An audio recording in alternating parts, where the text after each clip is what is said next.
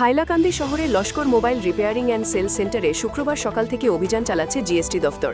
৩ জন ইন্সপেক্টরের একটি দল দোকানটির নথিপত্র ও ব্যবসায়িক লেনদেন খতিয়ে দেখছে। জানা গেছে, মোবাইল ফোন কেনাবেচায় কর ফাঁকি এবং বিভিন্ন অনিয়মের অভিযোগ পাওয়ার পর এই অভিযান শুরু করা হয়। সকাল থেকেই জিএসটি দফতরের কর্মকর্তারা দোকানের কাগজপত্র পরীক্ষা করছেন। সূত্রের খবর, তদন্তে প্রায় ১ কোটি টাকার অনিয়মিত লেনদেনের বিষয় সামনে আসতে পারে বলে সন্দেহ করা হচ্ছে। তবে এ বিষয়ে এখনও পর্যন্ত জিএসটি দফতরের পক্ষ থেকে কোনো আনুষ্ঠানিক বিবৃতি দেওয়া হয়নি। অভিযান চলায় এলাকায় ব্যাপক চাঞ্চল্যের সৃষ্টি হয়েছে। তদন্ত শেষ হলে পুরো বিষয়টি আরও স্পষ্ট হবে বলে মনে করা হচ্ছে। হাইলাকান্দি থেকে সুরজিৎ ধরের রিপোর্ট, ঈশান বাংলা নিউজ, শিলচর।